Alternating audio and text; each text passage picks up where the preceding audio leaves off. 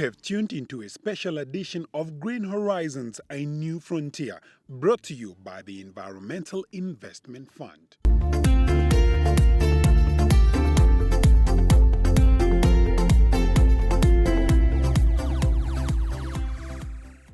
Coming up today, our journey took the Green Horizon team to the Zambezi and Kavango regions in an attempt to arm Namibians with knowledge that can ensure food security.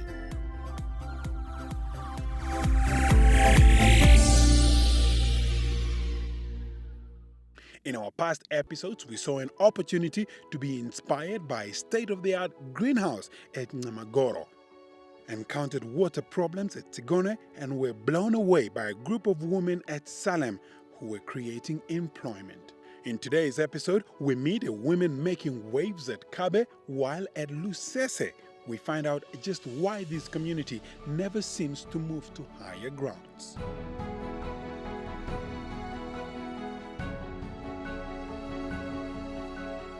Today's journey begins in the Zambezi region, where the team visits beneficiaries of the Environmental Investment Fund. Zambezi Governor Honorable Lawrence Mpofu spoke of the state of poverty in his region despite enormous fertile grounds, has called for a mind shift to transform lives. There is poverty in the region simply because of unemployment rate is very high, more especially the youth and the women. They are really at the low grades of our establishments.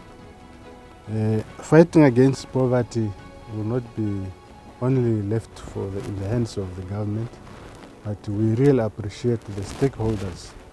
The Makanga demonstration site is the first stop on the list. The traditional authority here allocated these 10 hectares as dry land production with particular emphasis on conservation agriculture. According to Liaison Officer Tererai Msakwa, there were different pieces of land on offer and they had to go through a vigorous checklist. These included accessibility, terrain and flooding risks. Makanga was chosen, but 2019 was a drought year and not much production took place here. By late last year, this 10 hectare was still not ready for production and there were bushes and shrubs that needed to be cleared. Some volunteers who helped clear the land were eventually rewarded with the first chance to plant their crops. In the first season, cowpeas, maize and groundnuts were planted here. Because the focus is on conservation agriculture, an intercropping system was applied. The mulching had not been done by July, but Mswaka explained that tractors will soon be deployed to the fields. We are going to make sure that this year we are pushing more in terms of the resources to get those resources on time, and we have already started. As I speak now, the tractor drivers, we are trying to push them into pushing for the contract for this particular season so that they start earlier than later, so that at least these things can be actually, in order by the time we reach November. Eugene Abele, who is one of the beneficiaries, says he is generally happy with the progress, but that they face challenges nonetheless. No, tilishuwane njani kudirukuru hito kutendava wani yabantu bane baketwa kute batatike inu project yirudi kapa enkuturo katwa wani chahwa madite linuwa na kovire kwine ipati kofiromu omumani nezichite omundaro ezituwena kofiromu echitwaroku ndi uundu eliti kalilimiwa mani ndishino kuzali wando wana bakusibalime echibaka kotase kwe echibaka kokonda wane prote ukabunda wana kwe echibaka kuteye omununo shinwa manamo kotase bobukaba unta wana mo kotase kebaka dukuti mwaja na mununo nema pest chite ezilisi nizatukata ezilisi zinakoli tu. This time around, Abele only managed to harvest 10 bags weighing around 600 kilograms. He still feels that his output was better than if he had only sold maize. The Induna in the area, Jolete Chiseho Chizizam, is thankful to the donors for their assistance in helping to fence off the land for his community, but calls for the completion of the project.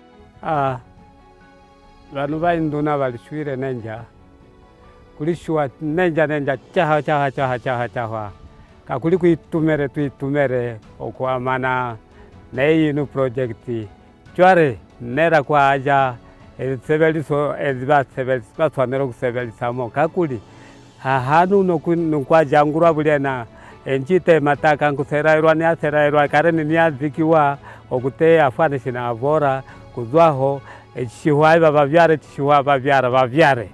One of the women who benefits from this project is Rachel Lumuaemo.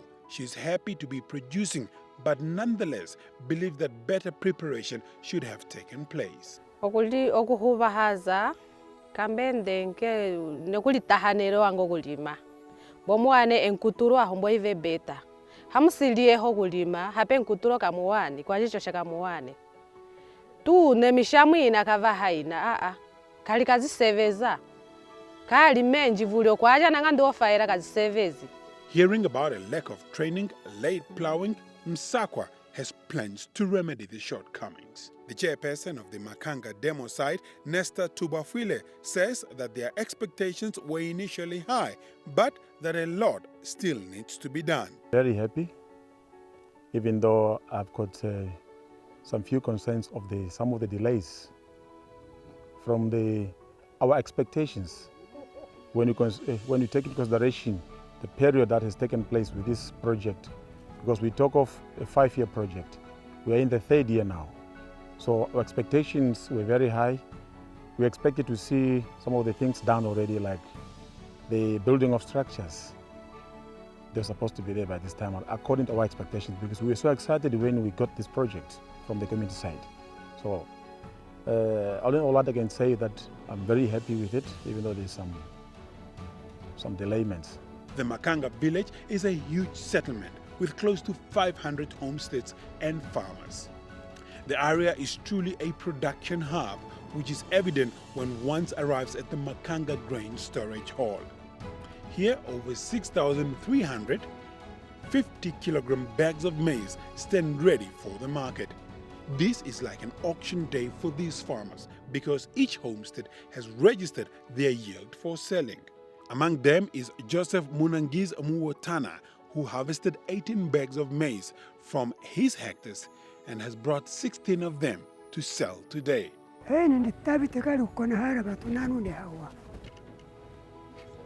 It is a good day for the community here, as the price of maize set per kilogram today is $4.78.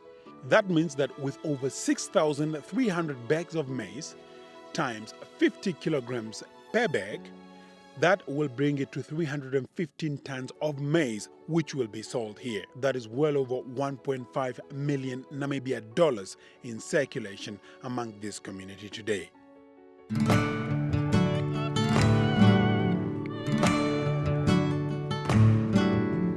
The journey to Namalubi is a game changer.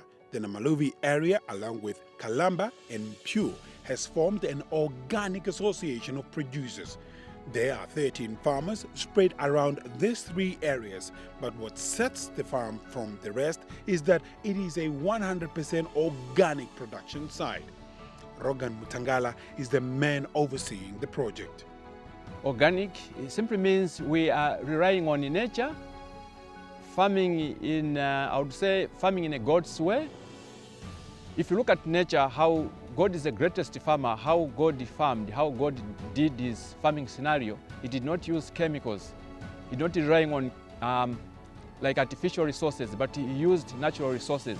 So 100% organic simply means minimal soil tillage. You don't disturb the soil 100% like conventional farmers are doing. And at the same time, we have to see that our soil shouldn't be exposed by sunlight. It has to be dressed up, it has to be mulched. We have to put a layer of the grass or organic matter on the soil. If you also look at nature, if you go in the forest, you find that the forest is covered up with thicket, a lot of organic matters on top. That at the end of the day, it will be broken down into humus. So the humus will be the fertility that nature or the trees in the forest will be consuming. This is how God farms. So even us, we can like learn from nature how God does. We shouldn't have relying from the government. Okay, we need fertilizer for us in order to produce. No, we can make our own fertilizer by doing crop and livestock integration. Livestock will give us the manure. The manure will apply them to our crops. The crops will give us money or look after our family. So it's like, it's a circle, yeah.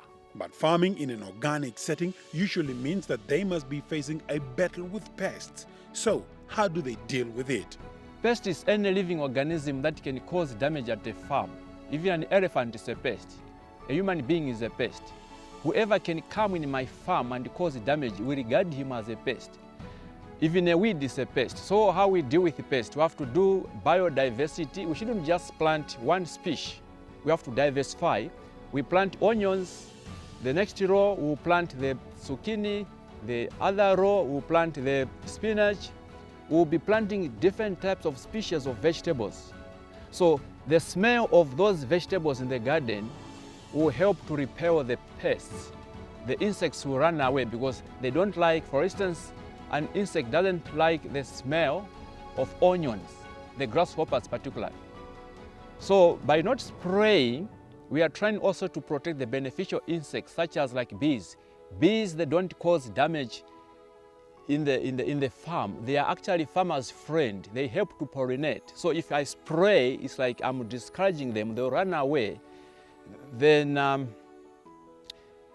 having a field that doesn't have bees, it cannot do very well. Mutangala also explained the importance of mulching at this farm as well as other organic farms and what benefits the process brings to the soil. The only way to go, we have to produce, and at the same time we have to do the productivity of the soil by adding more organic matters. Then at a later stage, the organic matters will be turned into nutrients that will be fed to our crops. So if you don't lay more mulch in the soil, the nutrients that are in the soil will be diminished by the crops that are in there.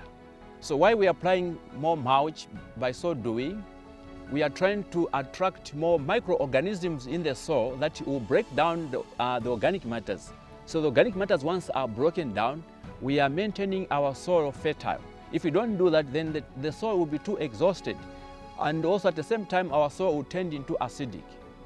Their produce are always ready for the consumers. There is no authentic story without challenges, and here too they have issues with water supply. They need more water, as the NAM water pipe to this area was meant merely for human consumption. The diverse crop planted here include baby marrow, eggplant, maize, cabbage, spinach, lettuce, tomatoes, and even broccoli. Mutangala states that the emphasis on organic production is that no chemicals should be allowed. Time for a break, but still to come, a contrast in scenery as the people of Lusese work in a completely different environment.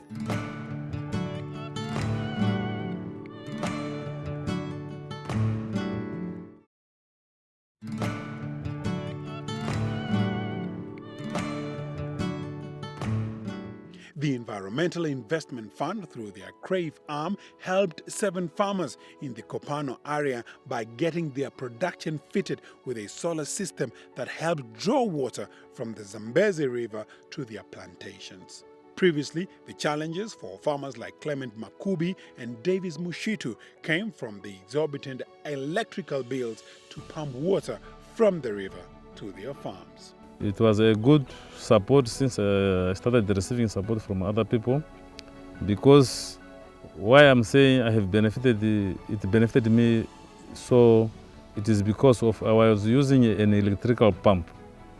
That electrical pump, it was eating from my pocket $3,000 a month to irrigate my farm, just monthly. And it was giving me a tough time of going and switching off and on at the riverside. But now with the benefit from Crave, as you see these solars, then it's now a wonderful support, because Now I don't need to go to the river.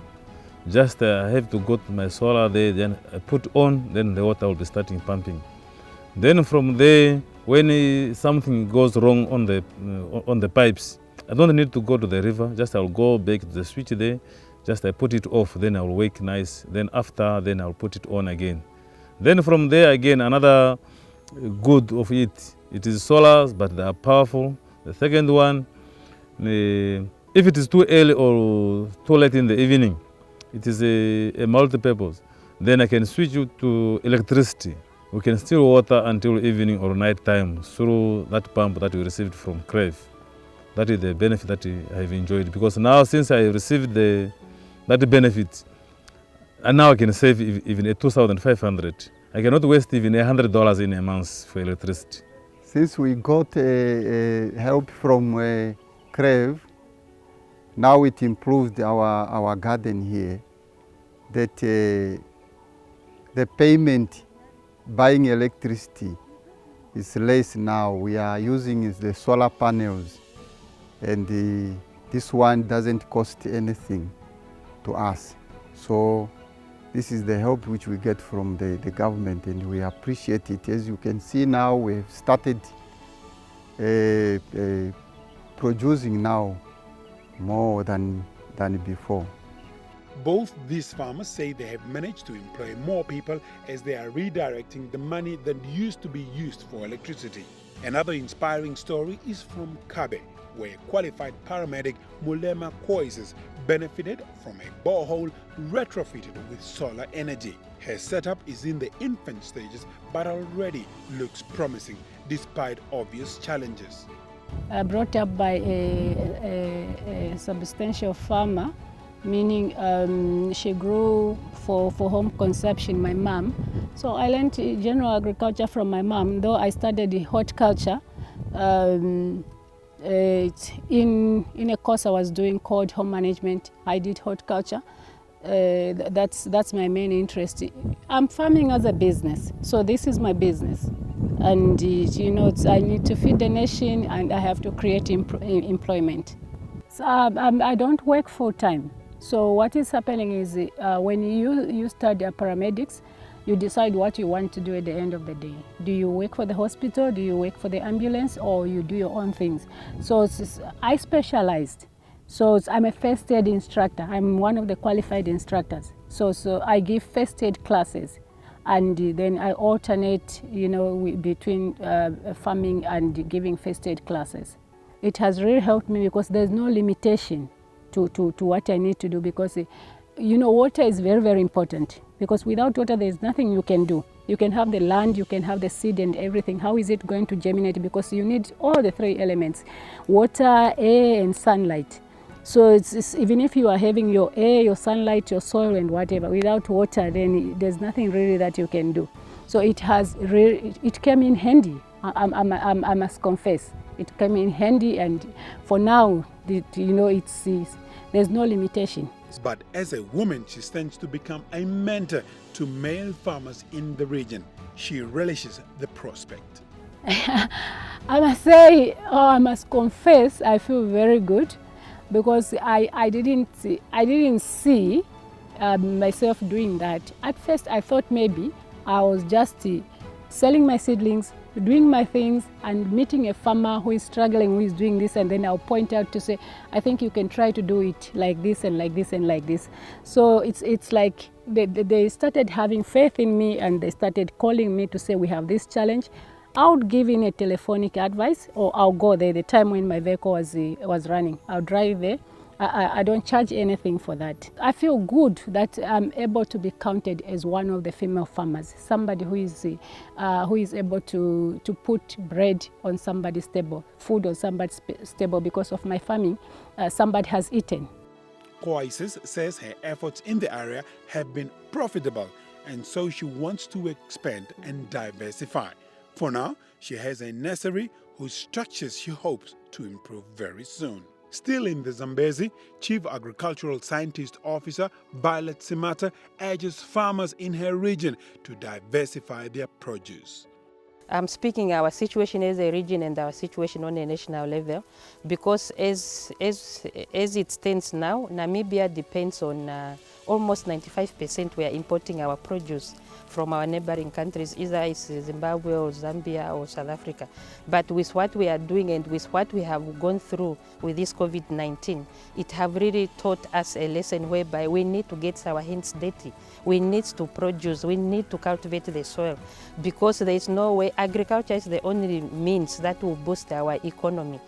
So we had, in the past, we were depending on imports, and with this COVID-19, whereby most of the borders are closed, now it's forcing, or it's making us to think that we have to calculate our soil, and we have to make sure that we produce enough food that will be able to feed our communities to such an extent that we can stand a chance of also exporting to other countries as well.